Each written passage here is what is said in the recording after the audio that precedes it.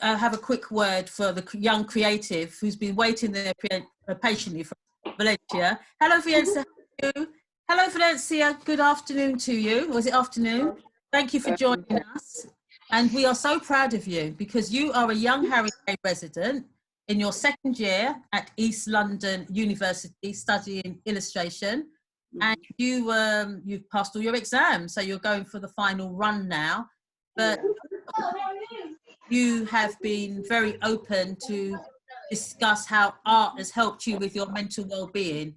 And I just wanted to talk to you a little bit about not only COVID-19, because everyone's going on about that as such, because it is a pandemic, but art has helped you to literally stable your mental well-being, keep you moving forward with your studies, and it's been a way for you to heal. So first we'll talk about your final year that you've just finished at university. How was that for you? Because university can be quite stressful.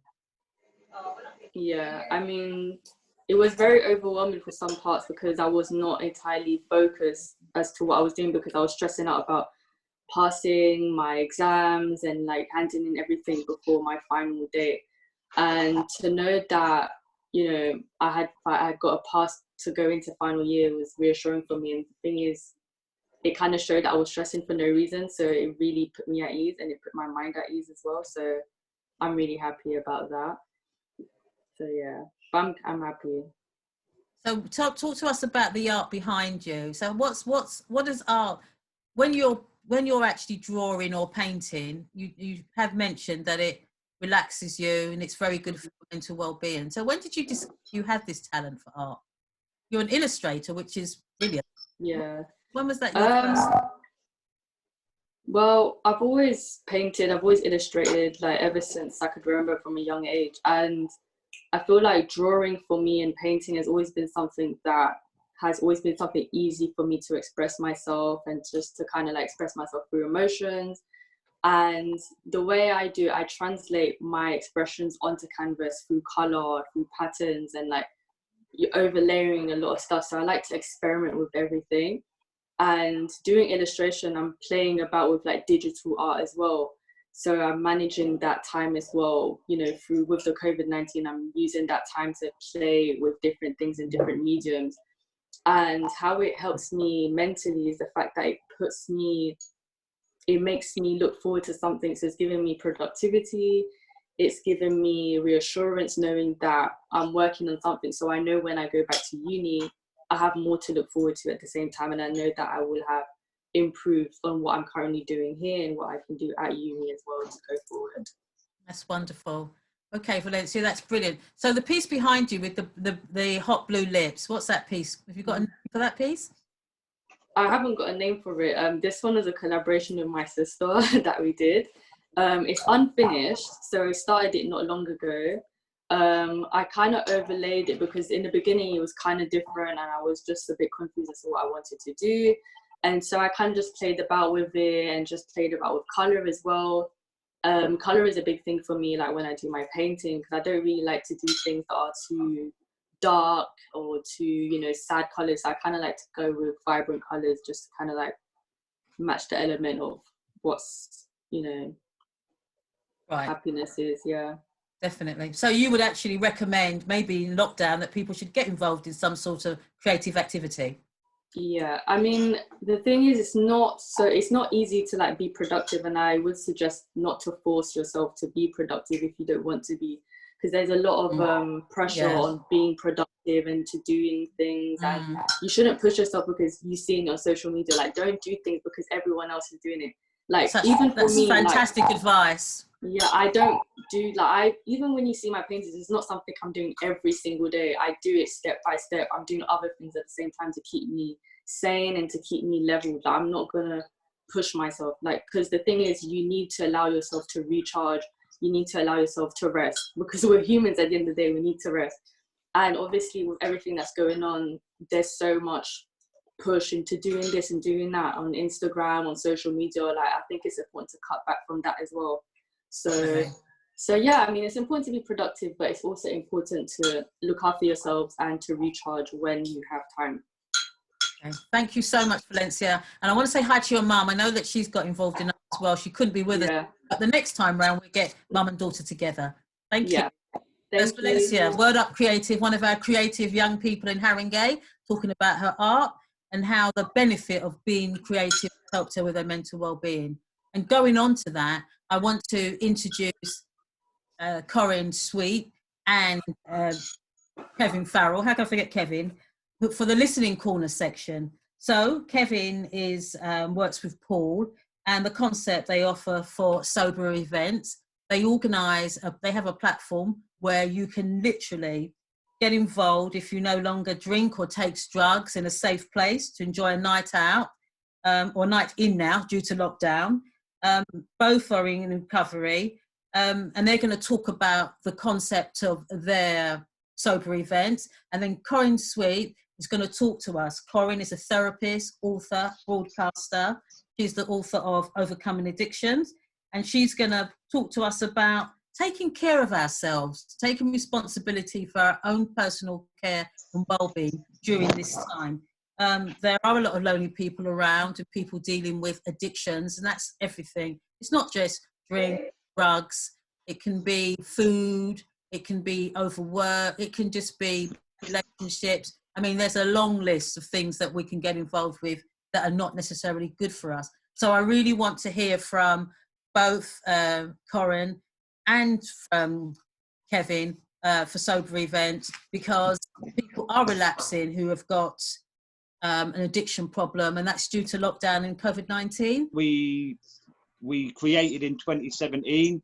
We looked at the broader picture of addictions, and as an organisation, we registered as a not-for-profit, and we wanted to put on entertainment for people that no longer indulge in or no longer want to be around substances like alcohol or drugs, but offer them a platform where they could have a safe, secure night out without having to worry about all of the other stuff that comes with alcohol and of course other substances that we know go on in the club scene. Yeah, but when you say that, I mean, a lot of people, I worked in the city for years, and with respect, you had a lot of people that were city people that were also indulging in lots of alcohol on a daily basis. In fact, that was the way that people conducted business, you know, with lots of alcohol and lots of drugs. So it was something that was pretty everyday, you know, not really realising consequences. So Yes. with sober events, talk to us about how people can get involved, because you mention, and I like where you say affiliated to none. That statement says a lot. Tell us what that affiliated to none means.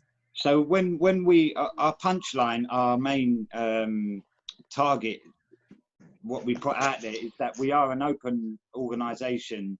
We're not affiliated to any alcohol service, any drug service. We keep our platform very inclusive and diverse, because addictions and mental health and stuff like that, it affects everybody. So we don't want to be put into a box with what we're offering, you know. And what we found since our creation is that it spread quite fast, that here was a platform for, when we initially started the club nights and the boat parties and stuff like that, what we found is it quickly spilled out. And then we obviously started up social media pages, and we started an online support network for people that are struggling. Because like you said, there's people who are still engaging and they're working within high-powered jobs, yeah. And they've got issues, and it's very hard for them to find a platform where they can come and express themselves. So we offer a non-judgmental, confidential, absolutely. We have a public social media page, and we have a private social media page where people who want to talk to us in private and want to express that they're struggling or maybe struggling, they have the freedom to do that without the anonymity being broken. So with lockdown, Kevin, do you think that people are relapsing?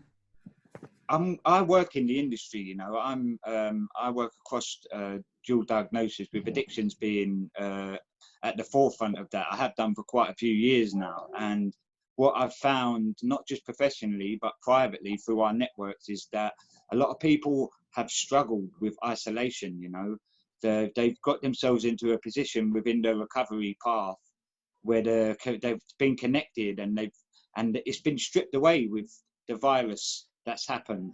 And we took action quite early. We called a meeting between the people that are behind the platforms, and we said, what can we do that's going to offer a platform for support? So within the first week, we'd set up a Zoom platform meeting. We'd set up support across our Facebook pages and our Instagram pages, offering support. And we started a 7 nights a week, 10 p.m. meeting. Now, the reason why we decided on 10 p.m. was because that's a time when there's a lot of people within isolation are on their own, absolutely living in their own heads, which is not a healthy place for a lot of people who have had addictive issues. And what we found is that it quickly spiraled. In the first week, we were having 10, 20 people, and now we're into the 6th week. We've got, some nights we have over 100 people accessing our support group. So that just tells you that over 100 people that are reaching for support. Well, they come in. What the concept is, we get ourselves a main speaker who speaks along topics around addiction. Like you said, it doesn't just have to be alcohol and drugs. No, addiction covers a whole lot of food, things. everything. It's a very long list. Yes, gambling, you name it. So what we've done, where we've used the affiliated with none and an open, inclusive environment, so we allow people to express what's going on for them as a whole. It's inclusive of mental health, it's inclusive of addictive issues, anxiety, you know, all of these things have been coming up, and we've had some great speakers, and it's actually gone slightly viral. So now we're having speakers from across the world coming into the platform now. And I see you've got over 3,000 followers. We do. We have over it's a fair bit more than that if you include the Instagram and stuff like that. But we're focusing. And another thing we have found is obviously where we tapped into our music backgrounds, coming from a musical background. Yeah, Mr. DJ. DJing and stuff like that.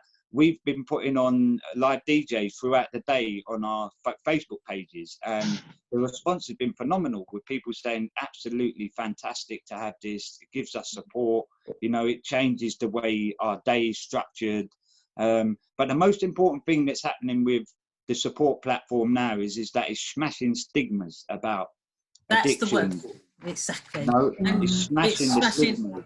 Yeah, and that's really what you've just said there, the stigma. And I want to ask Corinne just quickly, I want to bring Corinne in here to talk about that, because Corinne has written a book about overcoming addictions and talking about stigma and self-care.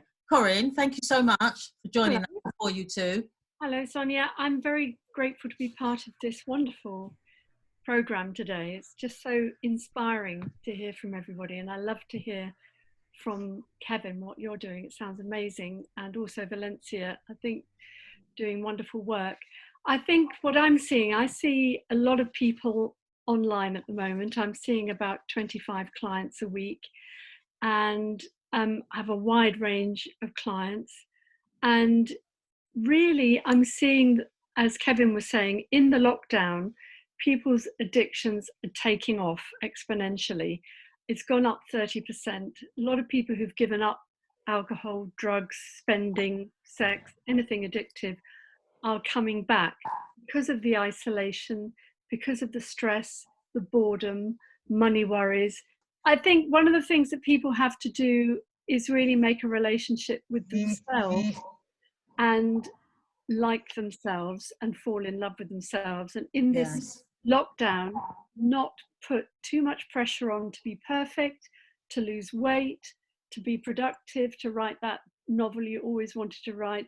You know, we're all locked in with either on our own or with people that we can't stand, or with kids that are driving us mad, or neighbors that are driving us mad. So what we have to do is, if you can, get your head out the window, get outside, get some fresh air, put your hands in the earth if you can, do that gardening that the Green Party was talking about earlier. But we also have to breathe.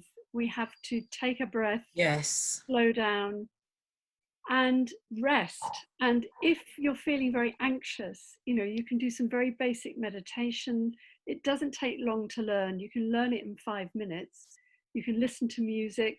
You have to go easy on yourself. And of course, what happens is that people's minds start racing and going round and round and round like a hamster on a wheel. And what you have to do is calm yourself down and say, this is going to end. It will be over eventually. There are people out there that you can talk to. There are lots of people going through the same thing. You're not the only one. And one of the positive things about this whole situation is that people have been reaching out across their streets. So there are neighbours in your road who are going through the same stuff, and you're really not alone. And if you want to cry, cry. If you get angry, I've got a baseball bat that I take to this big cushion behind me. If you've got a tea towel in the kitchen, give it a good strangle. If you have a big ball of blue tack, give it a squeeze. You know, just get that anger out onto a cushion. If you're feeling really fed up with something, do not take it out on other people. Do not take it out on anybody else or the cat. Just take it out on a cushion. And what's really important is to just tell yourself this is not forever. I know there's a lot of hardship going on. There's a lot of people worrying about money, about relationships. You might be living with somebody you can't speak to anymore, you know, but take a breath, go out. There is some sky out there. Go and look at the sky and start again. And, you know, just set yourself one or two things to do every day. And if you make that cup of tea, if you get one thing done, congratulations. But Corinne, I wanted to ask you about bereavement. Under COVID-19, in this awful situation, people are losing a lot of loved ones and unable to grieve properly, attend funerals. You know, what would you say? What advice would you give someone who's probably in a situation where they've lost a loved one and there's no grieving process at all? Well, I think grief is a natural process. So if you've lost somebody, you are going to feel sad or numb or angry. There's a whole range of feelings you're going to feel. And it is going to be odd at the moment because there are virtual funerals going on. Maybe only 2 people go to the funeral. You have to watch it on a screen. Some of my clients have been seeing, I've lost 2 people myself in the last few weeks. And I am sad. One thing you can do is you can write it down on a computer. You can write it in a journal. You could paint a picture like Valencia. You can write your memories of somebody down. You can write to the people that knew that person. You can look at pictures of them and cry. You can put on music. You can remember things about them. There will be a time when this lockdown ends, and then you can hug people and really talk about it. But it doesn't stop you remembering. You know, you will have some pictures. You will have Facebook. You will have places that you can remember together. And it doesn't stop the natural process going on in yourself. And I find I have lost 2 really lovely people, one a therapist, one a really good friend. And I just, when I'm digging the garden, I start crying and I just have a good cry into the seedlings, you know, that's just let yourself cry, put on a real soppy record and look at the picture of the person and let yourself have a good cry and write down any memories that you've got. But it, you know, grief is a process that takes a long time, and the more you know somebody, the longer you've been in a relationship, the longer it takes to grieve. And don't be hard on yourself. If you feel down, you feel down, but just don't numb it out with alcohol and drugs or other obsessive behaviors, because it doesn't get rid of the pain. We have a section in the For You Too called There's a Thought, and it usually just gives you a chance. We have a little quotation for somebody. So I'm going to ask you today to give us a There's a Thought. It can be a proverb or something that I want you to be our There's a Thought today. Okay, just off the top of my head, I think what this COVID pandemic has proved to me is that, you know, within the London setting, especially around Haringey and stuff like that, you know, the diversity and the inclusiveness and the love and the welcomingness of a lot of people has just proved to me that love is the message. Oh, I love, oh, you like, love is the message. Okay. Kevin, thank you so much. God, Corinne, thank you so much. Honestly, Well, can I say one other thing, which I love what you just said, Kevin, that a lot of people are frightened of being dependent. Yes, But actually, if you're dependent on your drugs or your alcohol, it's a false dependency. And what we are as people is interdependent. We yes, all need each other, and none of us are an island. We all need each other, and there's nothing wrong with that. definitely not. Love is the message. Okay. Hashtag it. Hashtag, no, you had. We should. We definitely. Love is the message. Thank you very much. That's the listening corner with Kevin Farrell, Sober Events, and Corinne Sweet, wonderful therapist, author, just giving us some really good advice about self-care, joining in, and more importantly, asking for help, whether or not you have an addiction or not. In fact, sometimes people are just lonely. Loneliness is something that is there and it is real. And we're just letting people know there are networks out there for you to connect with. Thank you. Thank you very much, Sonia. Pleasure. Yeah. So we're going to quickly go over to the 1 minute beauty therapy with Deanna from Cornell. And Deanna is our beauty therapist who is going to show us how we can get skin brightening with an apple, I believe. Deanna is a lecturer, a beauty lecturer at Cornell College. And she has beauty tips for us. Now, while we love Deanna's beauty tips, she is our resident beauty therapist for the magazine on a quarterly basis. All of her tips give you the chance to make something at home for next to nothing. So Deanna, what have you got for us today? Okay, so today I thought I'd keep it really simple and just use the fruits that are obviously easily available at this time of the year. I'm starting off with an apple. All you need to do is get any apple, preferably a green apple, because green apples have a higher content of AHAs, which are alpha hydroxide acids, and they have a very high content of that rather than red apples. So get yourself a green apple, use the skin, core it, put it into a blender, blend it so that it's like a mush, cleanse your skin, put this all over your skin, including your neck, and you can also include the backs of the hands. People often forget those areas. Leave it on the skin until it oxidizes. And that means the oxygen that's within the apple actually is evaporated into the atmosphere, which means all the acids are used up. You'll know when that's happened because the apple will go slightly brown. You will also feel a tingling on the skin, and that means that your dead skin cells are being sloughed away. After you've left this on your skin for maybe a minute or two, wash it off with warm water. Now, why?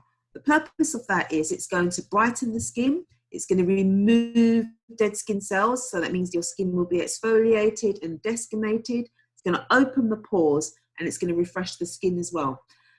The apples do have a slight tightening effect as well, the active ingredient. So it's going to slightly tighten your skin. And obviously on the backs of the hands, it's going to refresh the skin in terms of removing dead skin cells. So that's my 1 minute tip. It's going to cost you, I don't know, 30p for an apple, rather than buying yourself an expensive exfoliator, which can come in at anything from 30 up to like £100. I mention that as a comparison because the key thing is the same ingredients that are in that container are found in this apple, AHAs, except that these are natural, and in a container, they're synthetic. So this is my go-to tip. Get yourself an apple, eat one and put one on your skin. Okay, so Deanna, tell us about Cornell. We know that they've got a virtual open day coming up on Saturday the 16th of May between 10 a.m. and 4 p.m. and people can log in. We've also noticed they have over 60 free, well, first of all, Cornell is London's first free college based in Tottenham, and they have got wonderful courses, which most of them they've moved online. They have. So what's happening is you can go to the website, www.cornell college, click into sign up, and literally you sign up as usual. You will then be called back and interviewed online. And then you will, if you join the course, then you will be allowed to download MS Teams for free. And our lessons are delivered online. So our resources are used. We use PowerPoint, we do virtual lessons, questions and answers. So it's like a normal classroom, but it's online. Yes, we have over 600 courses. you know, about over 60 or over 60 courses, for beauty therapy, over 60 courses, varying from a similar thing that I have just spoken about, which is, you know, using apples or using everyday things that you find in your kitchen, like pineapples and lemons and such like, to more intricate courses like level 3 in makeup. But we have a lot of free courses. They are running online. They're very popular. Some of them run from anything from 2 hours till all day. Some are 9 until 5. It depends on what course you sign up for. That's wonderful. So we want to remind everybody, Facebook Live, you have it in you, virtual open day, Cornell, Saturday the 16th of May, 10 a.m. to 4 p.m. And you can go to cornell.ac.uk/open days. In fact, if you can find the information. So we're going to take on board what you've just said there, Deanna, for the apple. We're going to put that out, and we should give you some feedback to let you know great. how we get on. But again, you know, you are our resident beauty therapist, and we thank you. And you're looking wonderful as always. Thank you so much. Thank you. I really enjoy contributing to your magazine. It's a great project, and I love to give tips that are simple and accessible to everyone. Okay. So thank you. Thank you very much. And that's Deanna with her 1-minute beauty tip. We can all participate in that. We just need an apple. It's as literally as that. You know, we're going to try this because we know people try the recipes and they actually stop us and tell us, so we know it works. There you are. So thank you, Dee. You're welcome. Log on as well for Cornell, free courses. And actually, it's a good idea to get involved in the open day because you can see the other services that the College of North East London has to offer. It has a campus of the most amazing products and services there that people don't realise are free and they're accessible. And we encourage you to take advantage of that. Okay, thank you, Dee. Thank you. Okay. So we're going to literally going to go to our food. In fact, we're going to quickly go to our sewn together very quickly, Paula and Christine, and then we're going to finish off with the food for all, where we're going to have Paulette, who's going to be telling us all about sprouting. But sewn together is a community project. Who's one of the facilitators, and Christine, who's been one of the participants of the project. Now, I know all about this project because I'm also involved in it. I mean, I have to make that declaration now, but I thought it was really important to talk to some of the individuals, because not only has the project been very successful, but the project has now moved online, and there's a chance for individuals to get involved with it and participate for free. So Paula, tell us all about Sewn Together. Hello everyone, thank you for inviting me onto your show today. Sewn Together, we started this a couple of years ago when we won the... 1 year ago, it's only a year. A year ago with the Culture Seeds Award that we got for our community quilt. And I was involved in that with the Shine, with Kevin and yourself, and making a community quilt. So we've revamped it again, and we've been teaching crafts to everyone. So we've ranged from yoga bag making and upcycling, embroidery, going to be doing some crochet, and we've got some online forums and workshops that we'll be putting out soon. And we've had to move online, so that's been the exciting change to the course. Tell us about the moving to online, the experience for that. Okay, it's been a huge learning curve for all of us. For all of us, and it's been great to be able to maintain that sense of community that the project was giving, and be able to speak to each other, and for them to conduct in activities that some people found useful for their mental health during this time as they're getting through the coronavirus time. That's right. And we've got Christine with us. Christine's one of the participants, and we have to say we've got all shining stars in the project, but Christine is shining very bright indeed. Hello, Christine. Welcome to For You Too. So you are part of the Sewn Together project. Can you just tell us about your experience, what you've experienced in the project? In fact, why did you join the project in the first place? How did you get involved? I got made redundant back in April 2019. Been working for the bank as a bank manager for about 20 years. and didn't see the redundancy coming, and it did shake me up, not gonna lie. He came unwell for about a month, got through that, and a friend of mine, my sister-in-law, told me about Sewn Together, and that it was coming, it was going to be being put together in February of this year. And I thought, oh, I'm not going to get onto this because I'm not working, I'm not claiming anything, so it's not going to work. Anyway, when I came, I met you, thank God, and I've not looked back. It's been the most amazing experience. I didn't realise that I could actually do as much as I've done. Bookbinding, excellent. The canvas bag making, I love it. I've made 2, gonna do more. Mask making, now getting people asking me to make theirs. Like yoga bag making, it's been brilliant. And it's kept my sanity. And it's given me a purpose as well. And where I thought I couldn't do nothing, I can do so much. And it is just a case of, you know, someone actually believing in you, showing you, and then taking it from there. So it's been a great experience. That's great. So you've got an example of your bag, your wonderful bag there? I do. I've got a really bright one, not so bright. Bear with me. Yeah. Paula can talk us through this. Paula delivers the most wonderful embroidery course, and she managed to get students to make these bags from hand. Now look at that. Isn't that something? And it's even got like embroidered that from hand. Got like the inside there. There you go. So this is my second one. Wow, that's wonderful. Creativity in that. I've even made my own little thing, and again, you've got the material inside. That's wonderful. So Paula. Yes. So your course is that when you moved online, what did you have to adapt to actually? Because it's worked wonderfully. We're all very internally grateful. For yourself, Jessalyn, and Sandra as well, other facilitators of the project. But yeah, definitely. So moving online, what did you capture that we probably didn't capture when we was all in the classroom?